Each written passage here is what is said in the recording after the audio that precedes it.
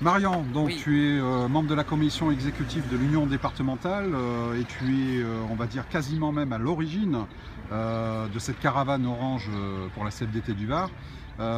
Peux-tu nous dire alors quel est ton sentiment par rapport à cette première semaine qui vient de s'écouler et les actions qu'on a entreprises un peu partout finalement, parce qu'on a tourné dans plusieurs communes. alors c'est une très belle réussite. Donc on n'imagine pas l'audience que peut avoir la CFDT auprès des salariés, que ce soit du privé et du public.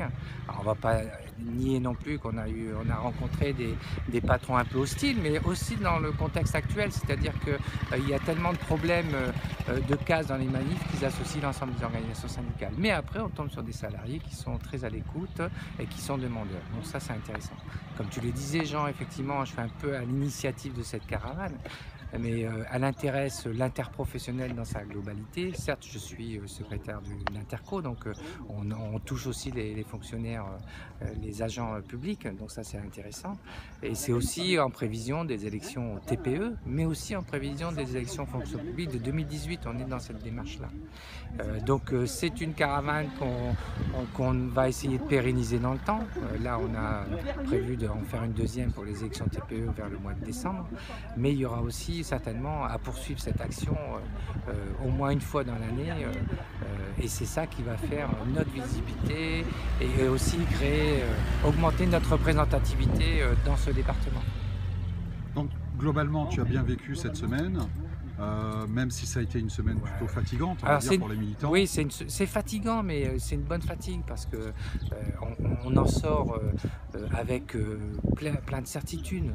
Voilà, moi, quand je vois effectivement, quand on parle de notre organisation syndicale, c'est surtout l'accueil qu'on a de la part des salariés, bah, c'est ça qui fait notre force. Alors après, effectivement, fatigant parce que bah, les horaires sont, voilà, tu te lèves tôt le matin et tu termines tard, mais bon, c'est aussi c'est la base de notre syndicalisme, hein, le contact des salariés. Donc, C'est voilà. ça, on a distribué des milliers de tracts, c'est combien? Plus de 5000 tracts en Ah, une semaine? alors, il y a plus de 5000 tracts de distribués au niveau de la fonction, au niveau des salariés du privé.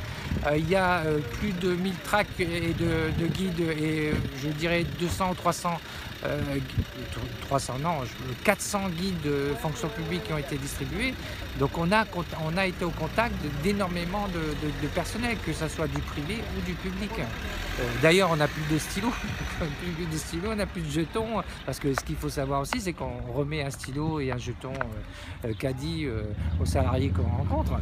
Et ça, c'est un peu la cerise sur le gâteau, parce que ça les surprend, et puis surtout, ils sont très contents qu'on leur remette ces petites ustensiles. Donc voilà, il faut poursuivre. On a encore, donc on va attaquer une deuxième semaine à partir de lundi.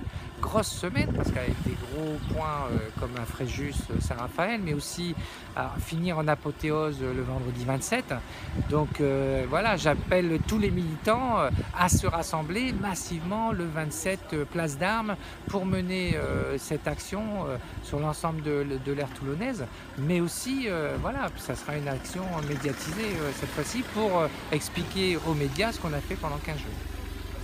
Bon écoute, merci Marian, et puis eh bien à la semaine prochaine pour de nouvelles aventures. Merci Jean, à toi aussi.